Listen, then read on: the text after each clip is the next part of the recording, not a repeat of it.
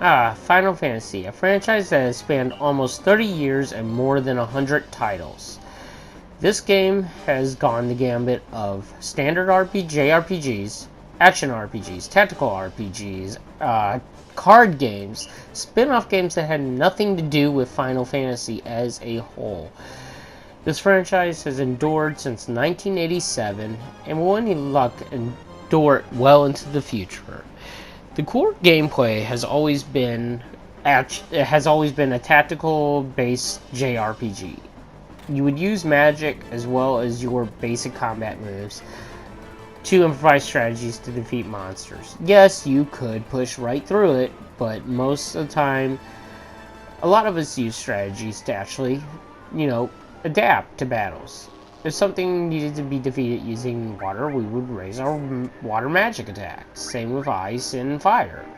If something took a lot of physical damage, well, we go out and buy the newest, shiniest weapon. The franchise has endured through a lot. Some ups, some downs, some commercial failures, some critical failures. But has always had a story to tell.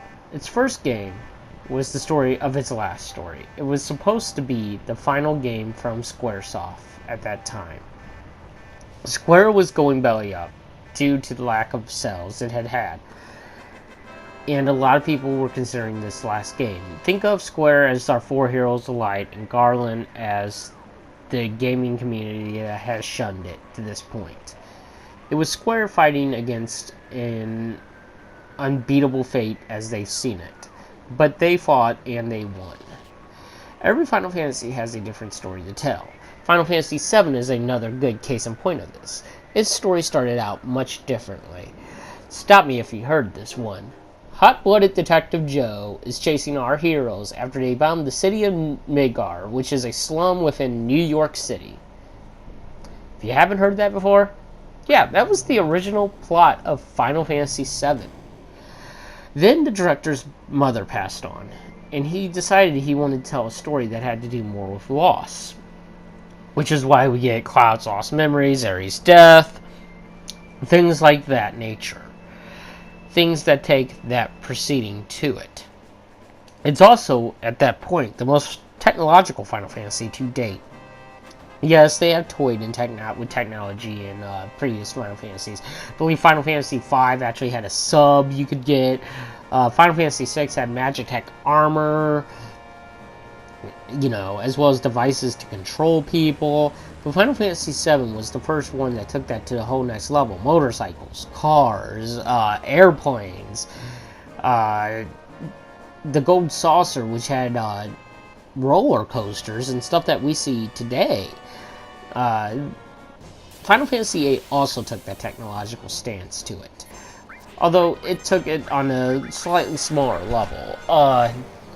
Now, not to confuse them, but the reason Final Fantasy VIII's technology was good but not as advanced as 7 is because all the technology in 8 was originally made by a race called the Creta in 8. Yes, that was the main ancient race in Final Fantasy VII as well. I don't believe they're one and the same, however. It'd be interesting if they were, but I don't believe they are, however.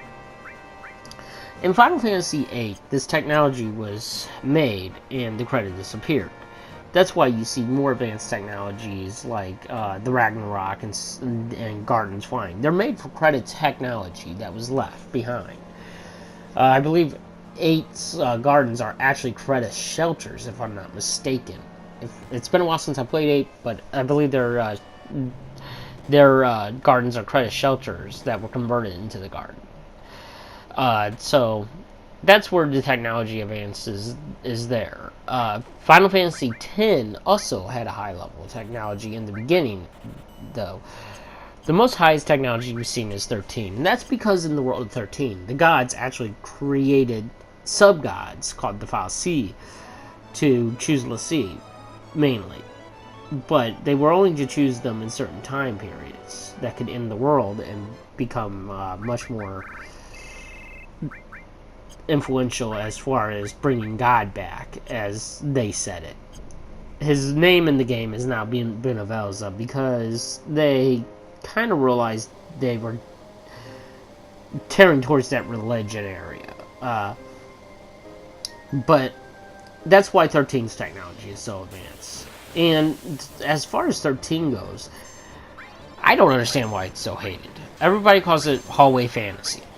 My problem with that is, it's not the first RPG from Square, and definitely not the first Final Fantasy that has done a linear path. Final Fantasy X was very linear. What they did differently, though, is they had a ton of side quests, whereas 13 did a lot more hand-holding. You know, so I don't get the anger there, but to each their own. Final Fantasy has endured over years of some poor games, some great games, some in between games. They've also had times where they've ate a little bit of ish over the way they do certain things. The movie Spirits Within being one of those examples. Everything about the Spirits Within was done very well, as far as the world setting, the graphics, the overall plot. Where they really screwed up was the voice acting. Every voice actor, aside from one, who's your comedic relief in the movie, is done poorly. The comedic relief guy is genius. He's done by the guy who got into all the crazy situations in MASH. Not the one who killed himself, but the other one. I can't recall his name right now. But he did a very good job in the movie as that character. Another bad thing that left a taste in most people's mouth was how they marketed the franchise. The main character of the franchise is female, and they put her in Playboy. Well, now I know what you're thinking. Marge Simpson has been in Playboy, and it's not that big of a deal.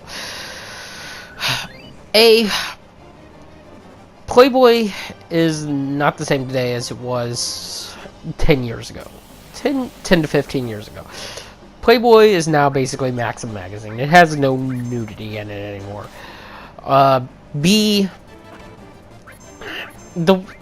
Back at that point, and to this day, we still suffer a stigma as being basement-dwelling dweebs who don't have girlfriends, don't go out and do anything, and we have to get off the video game characters. That is what we're based as. And it's far from the truth. Do I live inside my mother's house? Absolutely I do. Why do I live there? To take care of my child. I have a girlfriend and a child.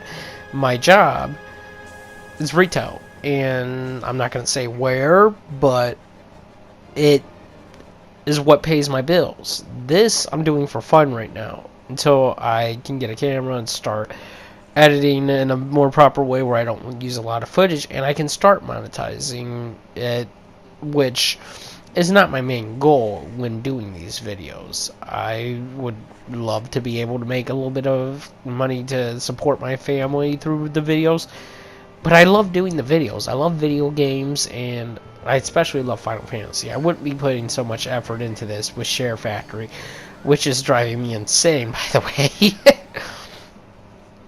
if I didn't care.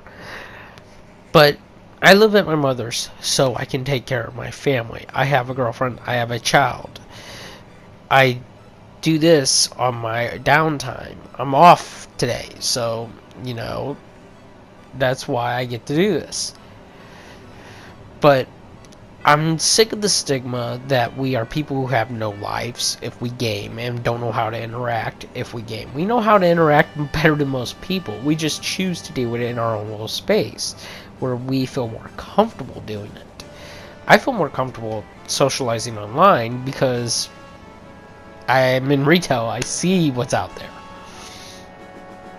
So it kind of was insulting to put her in Maxim at that time. I mean, to put her in Playboy at that time. When Playboy is nowadays like Maxim, it was actually a full-blown porno magazine back then. It was nudity.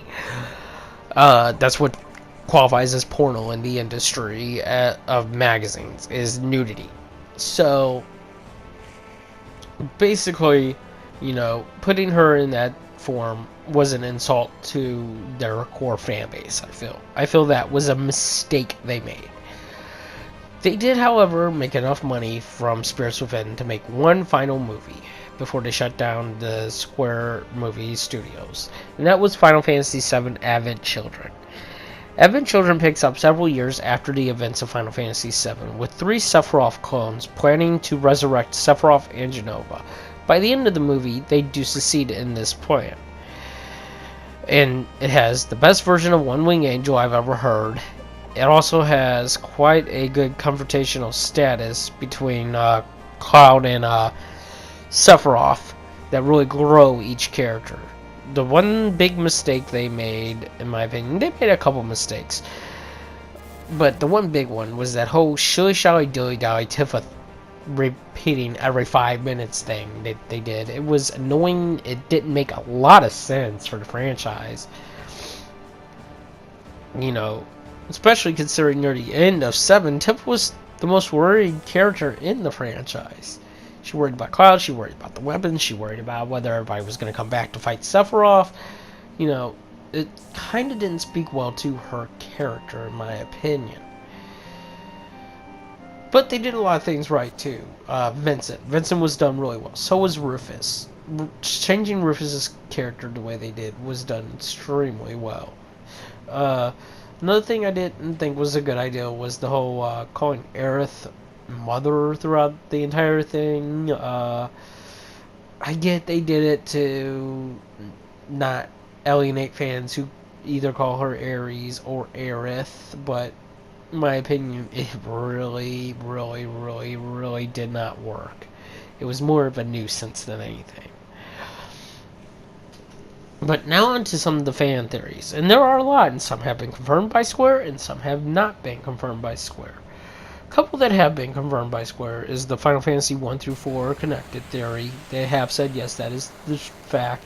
And due to the Ultimania, even though people speculated it for years, due to the Ultimania, we found out Final Fantasy 7 and 10 are connected. Now, you might be asking me, how are 7 and 10 connected? I don't understand this. They're obviously two different worlds, two different plot lines.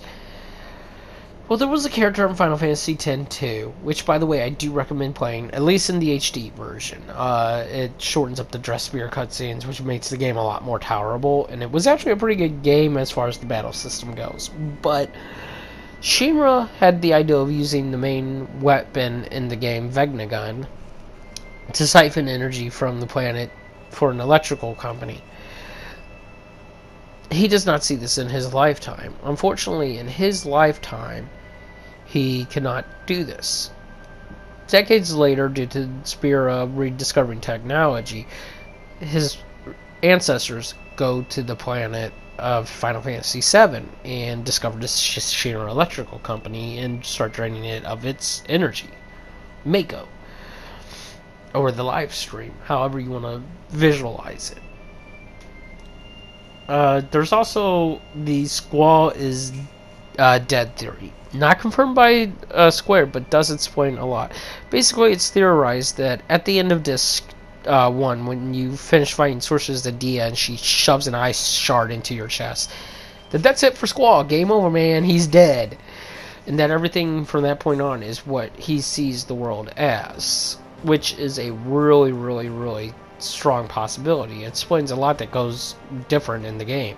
Him being promoted to the leader of Seed, which is insane. He's not a leader character.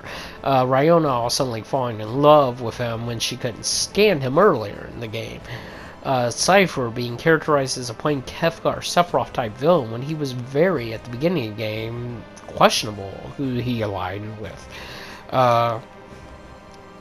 Also, the orphanage thing, them all being raised together, that didn't make a lot of sense. So it does clear up a lot of questions. The one insane theory, and yes, somebody actually took their time to write this, keep that in mind, is the Goku is Zidane theory. I don't recommend it. It's a good read if you're looking for like a troll pasta, but aside from that, it's not good. It would explain a lot of things, like them being their trance mode. You could just clear that up as, hey, everybody's going Super Saiyan. I think it was meant to troll us. Even if the guy didn't realize that that's what he was doing initially, by the time he got so far in, he had to realize he was trolling us. And he was trolling us hardcore. What else? What else? Oh, The future of the franchise. The future of the franchise is looking really good. It's probably, to this date, one of the best looking possibilities for the franchise ever. Final Fantasy 15 looks amazing. It's from a gameplay perspective, from a graphics perspective, and from a storytelling perspective. The remake of Final Fantasy VII. I am really looking forward to it. I do have questions. The episodic thing kind of scares me. What I really want to know from that is, what are they going to do with it? If they're full-fledged $60 games, then by all means, I'll take episodic.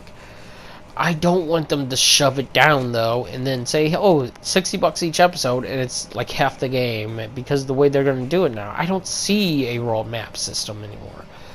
I don't see how they could. It's a full-blown action RPG.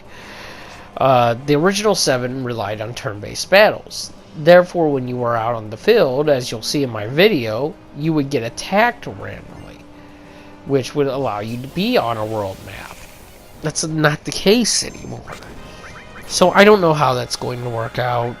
Hopefully it'll end up being pretty good, but right now I'm keeping my eyes out. A big theory that I would like to see come to be reality is Final Fantasy Type Next. If you didn't know, there's a movie at the end of Final Fantasy Type 0, which I'll probably show during my live stream as well, that basically shows one of the main characters getting back up after being touched by, I guess, the goddess, and put into samurai armor, and basically he ends, it shows like a future version of their world, and he ends the line with, "We have arrived." So a lot of people are speculating they plan on keeping the Type series going, which I wouldn't mind. I love the gameplay, the music, the characters. Everything from Type 0 was great. They weren't your usual anime characters. They weren't a Cloud or a Lightning or a Squall. They had real emotions, real infrastructure to them.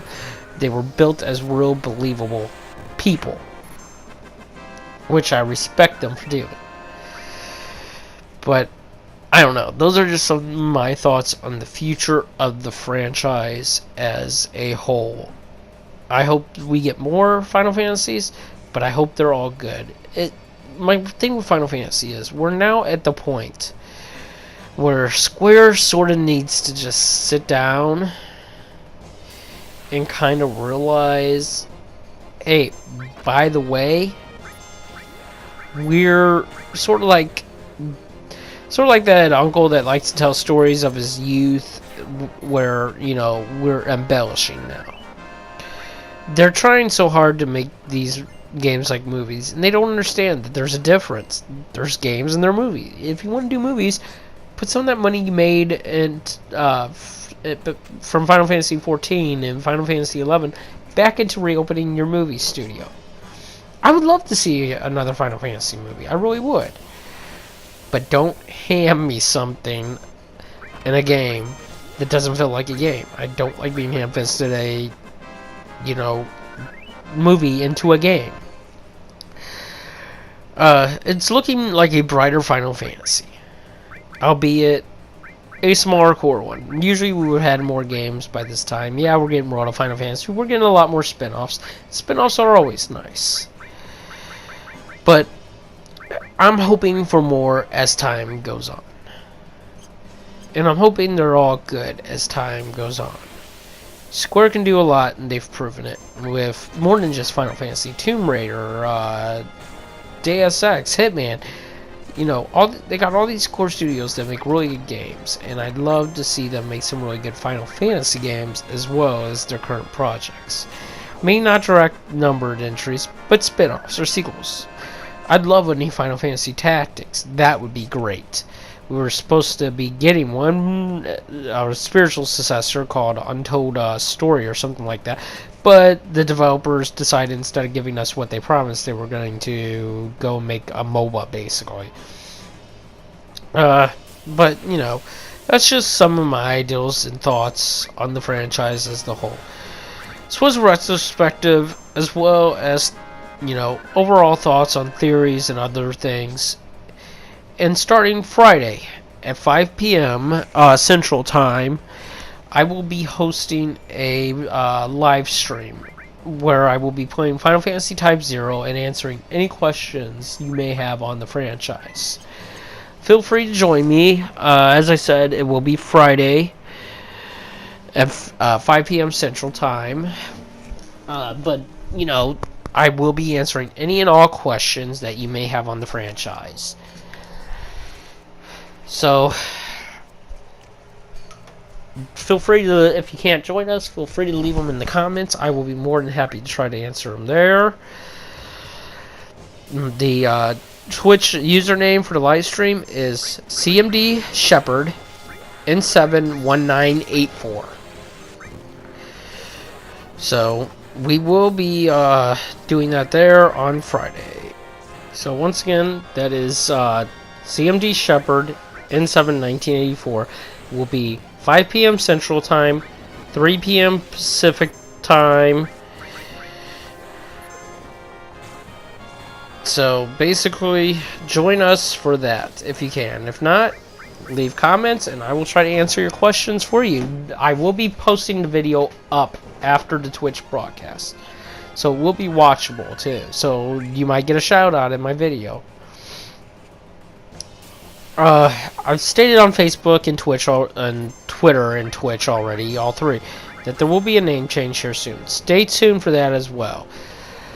But until then, this is Shepherd N799 or Shepherd N7 signing out. You all have a good one.